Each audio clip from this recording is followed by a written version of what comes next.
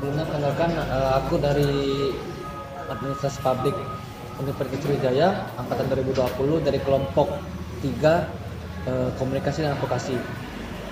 Sebelumnya perkenalkan dulu nama kakak gimana? Nama saya Syarudin. Ya. Sebelumnya pernah menjabat sebagai Ketua Umum Himara atau sekarang dikenal sebagai PASA ya, Public Administration Student Association, periode tahun 2021-2022.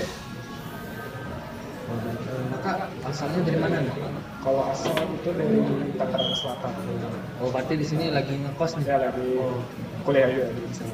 Sebelumnya aku izin mau nanya tentang tugas nih, Iya. tentang advokasi. Bagaimana kakak di sini kemarin menjabat sebagai ketua apa kak? Di organisasi apa? Kemarin itu menjabat sebagai Ketua Umum di Himpunan Mahasiswa Administrasi Negara ya. Kalau misalnya sekarang tuh dikenal sebagai Public Administration Student Association atau PASA. Ya. Itu kalau organisasi tersebut merupakan himpunan jurusan, khususnya bagi mahasiswa ilmu administrasi publik. Nah, untuk himpunan itu sendiri bergerak dalam kegiatan sebagian besar tuh kajian-kajian, khususnya kajian ilmu administrasi publik, kajian-kajian soal kebijakan dan kajian-kajian yang bersinggungan dengan ilmu administrasi publik itu sendiri. Oke, baik. Oh, selama kakak menjabat nih, pernah nggak kakak kebijakan apa sih yang telah kakak buat gitu kan? Yang telah kakak lakuin semasa menjabat sebagai pemimpin Himara nih? Advokasi kebijakan apalah gitu? Mungkin untuk advokasi kebijakan yang pernah dilakukan itu pernah termasuk ke dalam program kerja ya, dari program kerja PASA itu sendiri, yaitu advokasi kebijakan kelangkaan minyak goreng. Kelangkaan minyak goreng. Nah, mengapa dari PASA itu melakukan advokasi kelangkaan minyak goreng? Karena itu berdampak kepada masyarakat luas gitu kan.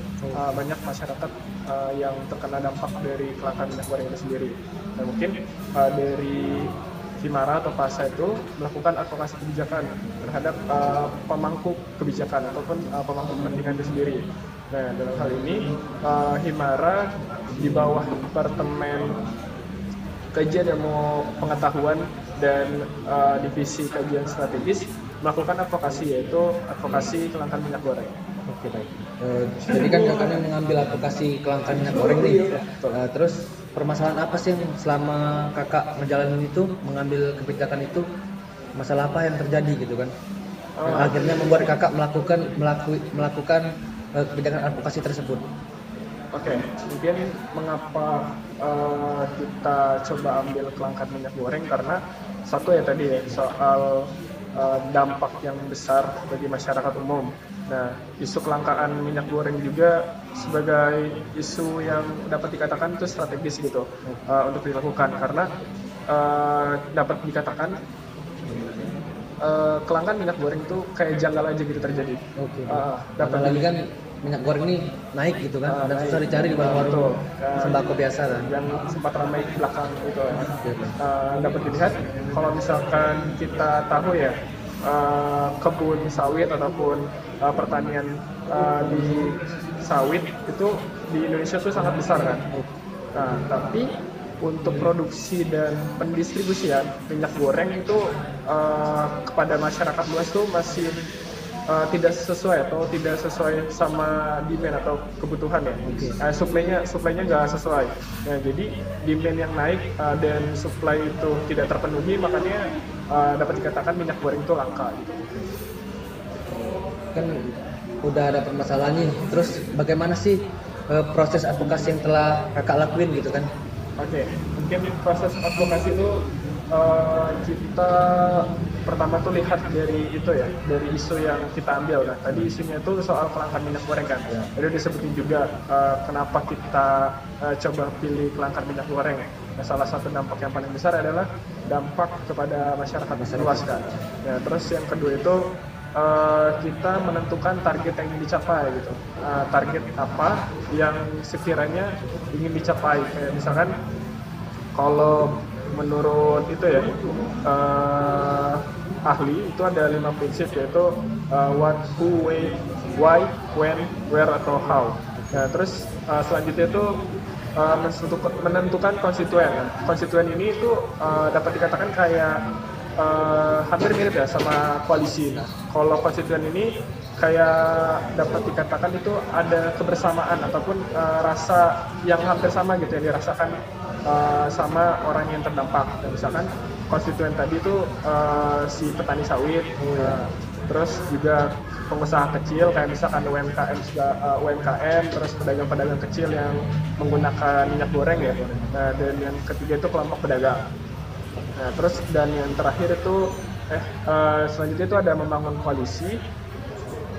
Koalisi tadi hampir mirip ya sama konstituen. Nah, kalau koalisi ini bisa ditambahkan dengan LSM, lembaga swadaya masyarakat, ataupun NGO, non-government organization. Nah, terus selanjutnya itu ada strategi advokasi yang dipilih. Nah, strategi advokasi yang dipilih itu kan ada dua, yang sifatnya proaktif sama yang reaktif. Nah, kalau misalkan dari Himara atau dari Paksa itu sendiri, kita ambil strategi advokasi yang sifatnya proaktif.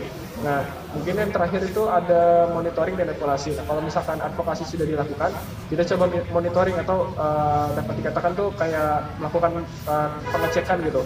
Nah, dan tahap yang terakhir itu ada evaluasi. Mungkin itu untuk Terus selama kakak menjalani proses itu kan, kakak mungkin ada nih strategi. Strategi apa yang udah kakak lakuin gitu kan? Yang udah kakak lakuin, yang kakak pakai lah gitu. Itu strategi apa kak? ya, untuk strategi advokasi yang diambil itu dapat dikatakan strategi yang mungkin masih kecil ya, karena ini lingkupnya kan himpunan mahasiswa, sama-sama masih belajar kan. Nah, dari Himara atau PASA itu sendiri kemarin melakukan advokasi itu menggunakan strategi yang proaktif. Nah, strategi yang proaktif itu menggunakan jalur kampanye. Nah, kampanyenya bisa melalui media massa sama petisi. Nah, namun untuk Himara atau PASA itu sendiri kita melakukan melalui media massa, melalui pembuatan poster yang dimana memuat tentang isu-isu kelangkaan minyak goreng itu sendiri. Oke, baik. Oh, berarti itu strategi dari kakak nih, berarti Iya, melakukan strategi. kampanye gitu kan, melakukan poster yang telah dibuat gitu kan dari organisasi tersebut. Ya. Terus ada nggak siapa aja sih aktor yang terlibat gitu kak? Untuk aktor yang terlibat itu sendiri kita coba itu ya riset dulu ya terlebih Oke, dahulu. Nah, riset itu kita melakukan wawancara ke pedagang yang merasakan gitu kan, ataupun ke UMKM sekitar yang terdampak dari kelangkaan minyak goreng itu sendiri. Nah, selain itu juga kita riset ke berbagai kemarin tuh sempat coba wawancara ahli ekonomi kan. Nah, ahli ekonomi itu mengungkapkan kalau misalkan kelangkaan minyak goreng itu dapat menimbulkan penurunan ekonomi itu sendiri di masyarakat. Oke, baik. Terus udah nih kakak udah nyelasin apa isu kakak dari organisasi mana, apa sih yang telah kakak lakuin, strategi gitu kan. Terus juga prosesnya, aktornya udah kakak kasih tahu nih. Terus aku mau nanya nih kak, ada nggak bukti foto gitu kan pada saat kakak melakukan kebijakan advokasi tersebut? Untuk foto atau bukti kebijakan advokasi kebijakan yang sudah dilakukan tuh dapat dilihat ya, karena kan dari Himara itu sendiri menggunakan strategi advokasi yang sifatnya proaktif ya, melalui kampanye saja, tidak sampai turun ke jalan ataupun unjuk rasa, boikot segala macam. Nah, kalau untuk bukti atau foto berkaitan dengan strategi yang sudah dilakukan tuh nanti coba dikirimkan ya ke saudara ini. Oh, berarti untuk foto tertentunya berarti dari yang poster itu Ya, dari soalnya poster. melakukan kampanye doang gitu kan dari Kampanye. organisasi. Kalau media massa ada. Oke, sekian. Makasih ya kak. Ya. Udah sebelumnya aku juga makasih udah nyempetin waktunya buat datang ke sini. Semoga selalu sehat lah untuk kita. Makasih ya kak.